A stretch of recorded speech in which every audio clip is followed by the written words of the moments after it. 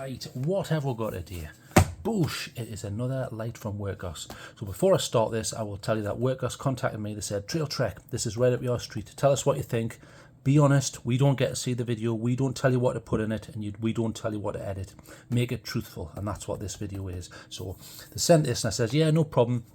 I was happy to do that because Sofern and Wurkkos are super value brands where, even though they're quite cheap, I actually enjoy using the light, so I can honestly and genuinely say I was happy to have a look at this. So this is the Wurkkos FC13S. Now, look at the S because I think there is an FC13 which I haven't had a look at, so I can't comment on. I'm not going to give that any marks. So this is the S version. Now, I think in the initial contact that Wurkkos made with me, I think the S just stands for simplified or simple. I think what they've done is they've taken something with a mega huge UI and tried to scale it down a little bit. So without further ado, let's get into the box because it's a bit boring, but do make a note of this here, which is the XHP50B. I'll talk about that later, and this tint, so 57,000 to 6,500 Kelvin. Okay, so but we'll cover that, don't worry. So I put everything back in the box. This is how it came. I've used all their bits and pieces. So empty box, boosh, get that in the bin. This is what the light came in, get rid of that. No one's interested in that, or the piece of foam, and they're certainly not interested in that. Just so you know, this was in because I got the model with the battery. You can get one with a battery or without. In other words, it comes with a cell. So I got the one with their cell. So here's the cable which I have used, and we'll put that to one side. I'm not going to read this because I can't be bothered. It's boring. I've done this in 4K, so pause that and have a read if you want. There's page 1 and page 2. Page 3, and troubleshooting, you know, if it doesn't work, try putting in a new battery, and there it is in German or whatever. Right, boosh, get rid of that, not interested. Okay, what does this come with? And then we'll move on with the light. So just quickly show you here, I haven't used this because I'm not interested in lanyards, but you get 2 spare O-rings. Okay, fair enough, because bear in mind you can't take the tail section off. I'll show you. See, the tail section is screwable, and so is the head section. That is also screwable. So you get a couple of spare O-rings just in case you dismantle that for some reason and take the cell in and out and you strip those. So okay, fair enough, they feel okay quality. There's not a lot to be said about them. And here's a lanyard which I didn't use, but I will give it my standard test where I put it on my finger and pull until it hurts. So there it is there. I'll pull that. Ow, ow, ow, ow, ow, ow. You can see I've done that until that genuinely hurt. There you go. Feels fine. Nothing remarkable about this. It feels like one of the cheaper ones that doesn't feel like double walled. It's braided, but it's adequate. It doesn't have a cinch though, so they kind of made it quite short, but that would kind of work. But if you're working at height and you do need to use lanyards, you may want to consider one with a proper cinch. There's ways around that, but okay, but it's there. It's a little bit of added extra. And there's the cable, which I will discuss in a moment. So here's the light itself. So let's have a nice close look at it. So quite a nice design. I like this where it flares up here, so your thumb finds the button nicely. As you know, I quite like recessed buttons, but this is fine. It does, and you can certainly distinguish that from that. That feels very slim, and it's in the flap is in line with this. So you wouldn't go, well, why is this not working in the dark? You need to be able to find where the button is, and I found this quite nice and reasonable, and it's comfortable. No real knurling, but it's more of a cut-out design, notched out. Heatsink is, you know, it's more sort of for looks than function there, but it does have automatic temperature step down on turbo, so quite nice. And there is the clip. I quite liked the clip, but I also got a little bit irritated by it. One of the things I liked it had this little extra attachment point, so you can put a lanyard through there if for whatever reason. I probably wouldn't do that. Because then that can be pulled off and yanked away. You're better off putting it through here. And mercifully, it is one of the larger holes. I hate the ones where you get them where they've got this tiny little thing, and it's like, you know, trying to be a dressmaker and get a piece of thread to a tiny little needle and things like that. So, okay. One of the things I found a little bit irritating was when you try and do that and undo this, this scrapes on you. It's a bit like having a pair of cheap pliers where they don't have like a pinch guard. That was a little bit irritating, but you can just take that off. It's not the end of the world. Clip's okay. It's not technically deep carry, although it goes quite far up, and it is reversible there. And you can clip it on other ways. It's fine. It's fine. It's certainly a little bit more stout and better than the HS41, which I looked at just recently from Sofern. Pretty decent. Paint-wise, I found this quite thin, so I've carried this for 2 weeks. So let's have a look for high spots. So you can see high spots on there. So you see that silver on the end of the chamfered bit there. That high spot is where the anodization has come off. Again, it's come off there. Now I did drop this. Now, when I dropped it, I went, oh no, and I thought, ah, brilliant, good test. So I dropped that onto concrete, and look, in fact, we'll zoom in just so you can get a good look. That was dropped from, I would say, my shoulder height, so about 6 foot-ish, just under 6 foot maybe. And zoom back out there. So, okay, it will take damage, but it's just aluminum. And then up the top there, a lot of anodization rubbed off here, but I suppose this is where my thumb's constantly going to, and they are high spots. Just give you a close up, but I just want to make sure I point these things out, especially there. Look. So I will mark them down on that. I wouldn't expect this level of wear after 2 weeks, but it's a cheap light, and you certainly get that. I mean, I've got multiple saw ferns. Here's an old saw fern where, you know, they're just as bad, if not worse. I think saw ferns would maybe last a little bit longer, but they do high spot off like that. I just thought this was quite rapid, but this may be a prototype that they've sent me, because I couldn't even find this on the website. And I quite like this orange accent on the bezel here. I think that looks beautiful, and it has an orange peel reflector. So let's discuss what this actually is. So they are using the XHP50.2, not the standard 50. So a nice LED. Now, weirdly, if you remember, I mentioned tints. So that's what they've got on the box, right? And then when I did some testing, so in the manual, in fact, I'll find it. It is somewhere in here. There it is in the manual. This could just be a print error. Who knows? On the manual there, it's got 5,000 to 5,700 Kelvin, which is what my testing came up with. It was kind of variable. So when I did some testing on low, I came up with, I think it was something like 5,114. And then when I had it on its highest setting, the tint I was getting was 5,439. I mean, we'll cover that later on. However, on the manual it's saying one thing, on the box it's saying, it definitely never went up to that, and I never used it and thought, right, this is like cool white. No way. Maybe that's like the models it's going to come in. I don't know. And the same with the B. I'm not sure what the B stands for, but anyway, I just wanted to cover that. So XHP50.2, nice, plenty of lumens. So on max turbo with this nice little slim 18650, you are getting 2,500 lumens, which is pretty good. I mean, it's just under the, if you remember, the Lumentop FW3A. This is a triple emitter, and that gets 2,800 on turbo. Now, both of them step down due to heat, though. You get about a couple of thousand on the Sofern SC32. I think you get about a couple of thousand on the SC31 Pro. I mean, I'll cover those later, but it's in that ballpark anyway. This comes with a 1 meter drop rating, so if you drop it, boosh, from a meter, it will be fine. Actually, I did drop that from about a meter. I dropped it from like shoulder height, and it survived, no problems. But results may vary, but they are claiming that will be fine at 1 meter, no problem. It's IP68, so it's dust proof and waterproof, not resistant, waterproof. So you can submerge that in water for a period of time, and it will be fine. Great, I like that, good.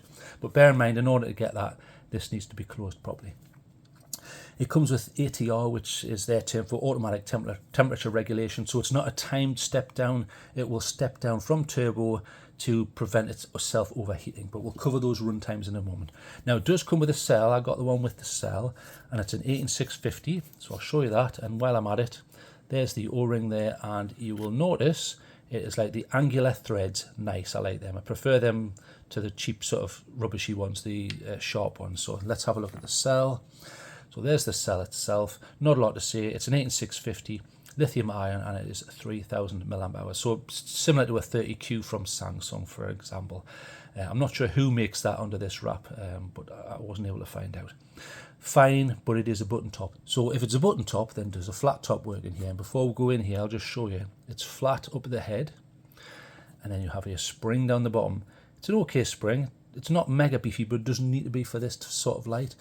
So my question was, will a 30Q work? So let's try.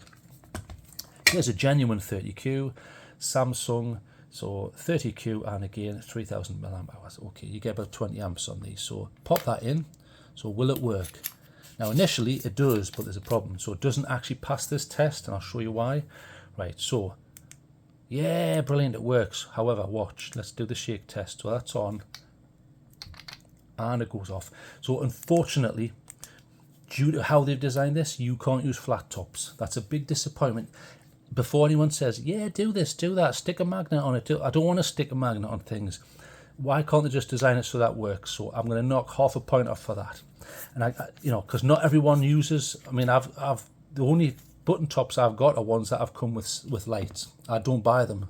I always go for the flat tops. But anyway, maybe that's me being an idiot, and I'm the one in error here. But there you go. So I will just something to bear in mind. Unless you want to stick a little magnet on the top, or you have button tops, you may not want to get their cell. Okay, so just something to bear in mind. Other than that, pretty good. It does have a battery level indicator, which I was very happy about. So when you initially activate the light, if you watch this area here, so this is the power button, and it will show you the battery. Boom, so green. It just shows you for 5 seconds, which is fine. That's more than enough, and it will turn out. So in that regards, green means the cell in here is between 70 and 100% capacity. If it goes to red, it's between 69 and 30, and it starts flashing red, it means it's lowering under the 30% capacity level, and you really must start charging at that level. Although having said that, the manual doesn't make that clear. In fact, again, I think there's a misprint on that. It starts saying everything's 30%. I don't think so. Not from my testing. Anyway, so you've got that battery level indicator, which is a nice positive, nice to have. So let's check charging. So let's flip it round. So here is now I had problems. Look, I can't do that one-handed because that's too thin. Not that it matters, you can just do it like that. But if you remember, I did on my initial thoughts video, I was doing things one-handed and I had to use my teeth. So just something to bear in mind. That's actually a good thing sometimes, because it means that this will actually stay in. The only problem is Sofern and Wurkkos are now using this slim rectangular way of getting in for the Type-C, which I'm not that happy with. I'll tell you why. First off, let's try their cable. So let's pop that back in. Let's try their cable. And I know this works because I've tried it. So pop that in. Always get that the wrong way around. Get a shot of that. So Type A to Type C. Let's see if it charges. And it will charge. And it will show you there. Hang on, if I do it right. There you go. Flashes red. Then when it's full, it turns green. Brilliant. Quite a rapid charger, actually. 1.4, but I've seen that on 2.1, 2.2, over 2 amps easily, especially on Type C to C. So it's a rapid charger, quite rapid for an 18650. So I was very happy with that, and it does work whilst it's charging. And to prove that, look, and you can go through all the modes. Boom, boom, boom. See, it's going through the modes. Brilliant. Another added feature that I like. So put that out. Okay, now here's the first problem. Type C. Here's another Type C. Watch.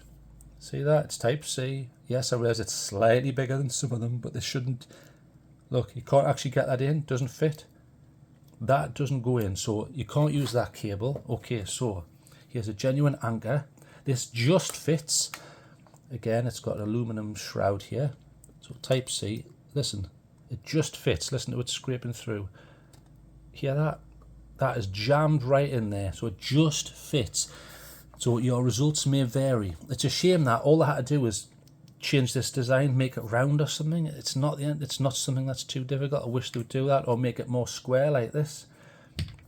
But this is what they've chosen to do. Maybe it's aesthetics before function. So if we plug this in, it does work because I have tested it. It's 5 volts. It's at 1 amp there, and it will climb, or it should. 1.6. Maybe the battery's pretty full. Actually, I did charge this sometime today. Yeah, 1.7, and it goes up, and I've seen that over 2 amps. So Type C to C works excellent, and it also works from an AC outlet and a power pack like this. Because if you remember, in my review of the HS41, I slagged it off, saying that if you try and charge it from a power pack, it kicks off, and that starts charging that, which I hate. So good work, Wurkkos. Very happy. Just all you need to do is change. You must change this clearance here, because that's going to annoy some people. If they've never used that cable before and they have one in the car or whatever, they're going to be a little bit annoyed. Okay, moving on from charging. I don't want to whinge too much, so it does work, but clearance needs sorting out. But I don't want to whinge too much. Okay, so let's go over the UI here. So let's get that pop back in. Nice. Get that out of the way. So the UI is, you can change it. So there's different things you can do on this. Okay, so we'll go over the UI and I'll try and make it simple, because you can have a stepped system or you can have ramping. A lot of people, I realise, are just going to go, right, I want ramping straight away, but some people also want stepped. The beauty of stepped is because you can memorise the capacity here. So you can say, right, well, I know moon is going to give us 20 days and medium will give me 5 hours, that sort of thing. So we'll start on how it came. So it came stepped, and that's how I've been testing it, just so I could check run times and things like that. Okay, so one click on, one click off, and obviously I've told you and I've explained that you get the battery level, so nice. If you click and hold, you get the lowest, so moon, they're saying that's 1 lumen, and on their cell anyway you'll get 20 days if that's fully charged. Then you can go through the main modes. So you've got eco 10, 125 hours, low 120, I think it was 2.2 hours they're saying, oh sorry, 22. And then medium is 400. This 400 is, I think, 4.8 hours in total usage. This was the one I was using for hiking. That and high when I wanted to stretch out a bit, and medium for like up close and looking at the ground and things like that. And then so high is 3.7 hours, that's 1,000 lumens. There's no step down on that, or there certainly wasn't for me, but it was quite cold when I went out. It was about 10 or 11 degrees, and I was walking along, so you end up with a breeze, so that does have an effect. I realise that I'm not just in a lab having it on a table waiting for things to overheat. And then turbo is a double click, so double click there, that's your maximum there. There is a step down on that, obviously, but it's quite reasonable though, and it doesn't get too hot. Look, not many lights where you could do that on turbo and go, it's burning my skin off. It isn't, but it obviously over time, look, that is starting to heat up now, and it will heat up and then step down. So 2,500 lumens, very bright. You get about 2.5 hours out of that. Boom. So very nice. So that's your one click. You then have double click, takes you straight to turbo, and then you have a triple 1, 2, 3, which does a strobe. It's like a 2-stage strobe, so it's like a faster strobe, then a slower strobe, then a faster strobe, then a slower strobe. You do have beacon and SOS within that. I'm not going to go through that. People just get bored and they go, oh, epilepsy and things like that. I'm trying to make these more rapid these days, my reviews. And then you can make changes. So when it's off, 1, 2, 3, 4, you get a flash, and it has E-lock. Watch. It won't do anything other than give you a momentary. I like that. That's like similar to Angelo, so you can check a map or something and say, right, what's this? Put it straight back in your pocket. You're not having to lock and unlock and use a low mode. That's a nice feature. And then to take that off again, 1, 2, 3, 4, sorted. There you go. Now, if you want to, I think it was on some of the Sopherns, if you want to swap between ramping and things, you turn the light on, then you use the 4 flashes. But on this one, you don't. You click and hold for moon, then you wait 3 seconds. Now it's gone into ramping. So now you can ramp it all the way up, and it goes to its maximum. So the turbo, 2,500, then it'll ramp all the way down, watch, boom, to its moon level. So 1 lumen. So you get the full range, so 1 all the way up to 2,500. Bang. And then if you want to go back to step mode, click and hold, goes to moon, 3 seconds, bang. You are now back to stepped. So now when you turn it on and you hold it, it steps 1, 2, 3, 4. See, so it's stepping through. So you have that option. Nice. And E-lock, excellent. Okay. So let's keep this rapid here. So let's have a little think about this. Pros, straight off, price. It's Wurkkos, so good value. They've given me a suggested price, and as long as it stays at that, good. I've got no problems with that. Great. Battery indication, excellent. I like the button and it feels nice. It's tactile. It's very sticky, that rubber. I like that. Good. But it's not sticky in a way where it's just full of dust. I like that. It's compact size, look. Small and efficient. I like that. Quite nice. And it has a flat base, so you can seal and bounce and tail stand and things like that. It has a good beam. In fact, in that regards, watch. Let's bring up a picture. Okay, so I went out with a load of other lights and I tested it side by side, and I was as fair as possible. It's the same level that I held it up at height. It's the same length of exposure. I did everything and I pointed them all at exactly the same spot from the same place. So I tested it with the Brightnight P18 Pro, which is more of a thrower, but I chose it because it was a similar output at about 2,000 lumens, but it has a smooth reflector and it's more of a thrower. So straight off, you could say, well, it's not fair to compare them. I get it, but I just want to throw things in at the same level so you could see what else is out there. So in that regards, it throws. It's got a very intense section in the middle. However, peripheral, rubbish. But that's not what it's for. So I'm not saying it's a rubbish light. I'm saying it's rubbish if you want a wide, sort of nice floody beam. I tested the Convoy S11, which has a very warm tint.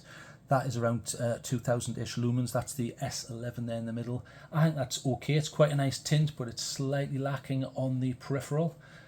Even though it has a larger, I would say it's a larger orange peel reflector. So same idea, but larger. You would expect it to be better, but it's still quite intense in the middle, but doesn't look as bright as the Brianite, but the Brianite's more focused. I tested the Lumentop FW3A, which is more lumens on turbo, but it's a triple emitter through TIR. It doesn't look that bright, does it? And peripheral is just dropping off there. It's not the best, I've seen better. And then bottom left, we have the Sofern SC31 Pro, an excellent light, I really like it. Great for the price. I think that does a really good job, even though it's a smooth reflector. It doesn't look like it, does it? It's a smooth reflector, so you get that little bit of push in the middle, but then peripheral wise, it's pretty good. You can see the knobbly tree on the far right, which is not so easy to see on the 3 examples above, except for the S11 where you can just see it. And at the far left, you see nothing on the top 3 examples, but then on the Sofern, you can see a tree to the left. So I think that actually does a pretty good job. It is a little bit green at times, that one though. And then next we have the light that we're supposed to be looking at, the Wurkkos FC13S. So I think that, I mean, you'd think I doctored this. I haven't. That's exactly as they came out the camera. Nothing is adjusted. I simply put them on one contact sheet. I think that's really good. Until I actually did this side by side and sat looking at it, I was actually more I enjoyed using the light, but look how impressive that is. You've got a reasonable amount in the middle, but it's wide enough where it's not too focused. You can see the canopy of the trees in the background, which you can't on a lot of them, especially not for the full entirety of the length of the image. And periphery is great. I mean, it's just as good as the Sofern there, if not better. I think, and the tint looks quite nice. Some of the browns are starting to pop and it doesn't look overly green. I honestly think, looking at that Wurkkos is brilliant. I think that's a lovely beam, but I am kind of a fan of TIRs and orange peels. I do like an orange peel if it's well designed and implemented, and I think it is well designed and implemented here, so well done. And I checked it with the Sofern SC32. Now, looking on paper, the Sofern SC32 has a TIR. It should be extremely diffuse beam. It isn't really. It has one of those Fresnel lenses, which kind of works. It's better up close though. So I think that's, in comparison, I would rather have the FC13S. Although to be fair, the SC32 is probably shorter, and I'll show you that in a moment. But I think as a roundup, bear in mind, they're all using the same cell apart from the Convoy, which is using a 26650, but that gives you more juice, but it is heavier. I think the Wurkkos has done an excellent job there, so I can't speak highly enough of them there. Okay, so get rid of that picture. Okay, so is it all good news? Well, kind of. Let's bring up another picture. This time it's the tint values. So let's have a quick look at this. So now I had to do this on low and high because I was intrigued on where the box and the manual were saying it's between this value and that value. I thought, well, can you not just tell me what the Kelvin tint value is? And I think the reason is because on lower outputs it's one level and on higher outputs it's different. So if you look at that, you'll notice that on low, the tint I was getting was 5,114, whereas on high it was 5,439. That's kind of how it looked. It looked to me like a 5,500. It's slightly lower than that maybe. So that is exactly how it looked. It wasn't too warm and it wasn't cool white. Definitely not in the 6,000 range. No way. I never saw that. So pretty impressed with that. Very happy with that. And you'll notice that the CRI it's not 70, it's going down towards a 63%ish. It's a little bit disappointing, but it's not too low. I looked at one of the Soferns recently and it was about 60. That's when things start looking flat, in my personal humble opinion. I think 70 is fine, 95 is beautiful. And when I talk about CRI, I'm talking about colour rendering index, and natural daylight is 100%. The lower you get, the flatter things look, and you are missing out on the full colour gamut. It becomes less pleasant to look at. I'm not just talking if you're a photographer or, in general, it will look worse. And it's not about being a tint snob, it's about the quality of the light. So it's probably about 63, 65% it's okay. I didn't ever use it and go, oh, that looks a bit flat. So it wasn't down too low. It's right on the line though, where if it had got any lower, it would have become an issue. Okay, so get rid of that photograph there. Right, so let's look at some of the lights I looked at. So I've discussed these before. So put that to one side. Here is the Oathkeeper P18 Pro. It's the Pro version, so about 2000 lumens, but again, a huge reflective bowl here, but it does have the added feature of the double sort of tail buttons and stuff, but it's a thrower, and that's why you get this very obscuring section here. And then the smooth reflector it's designed to push light, and look at the size of that. Do you want that in your pocket? Not everybody does. And in regards to size, if size matters, Convoy S11 here, very nice warm tint, but again, similar design look. You would think that would be better than this, but it's not. I think that looks better on the side-by-sides. But they both use about 2000 lumens, and they both have the orange peel reflector. Slightly different design though. So look at how warm that is though. Very beautiful and warm. We'll compare it side-by-side actually. So you can see that is definitely more of a neutral. It actually looks white in comparison to this. And you'll also notice that in regards to things, see how the tint seems to look different in the middle than it does on the sides. Look, see how it's more of a neutral on the periphery there, but in the middle it looks more yellow. I wonder if that's why they are saying things like, well, it's between this. Do they mean that depends where you measure it, whether you measure it in the middle or to the sides? Could be. I mean, you know, I'm not an expert. Stick down below if that's the case, and help each other out here. Okay, so very heavy though, but this is using a huge 26650 cell here, which I shall show you the difference in size. It's a whopper, but you get loads more juice. So let's have a look at that. So 4,200 milliamp hours, and it will go up to 32 amps. So big difference there, isn't there? In fact, I think this one is, that's even got a spring bypass, that one. But I'm not going to go in. That's not what this sort of review's about anyway. So there's just one of your options, but very heavy because of the large cell.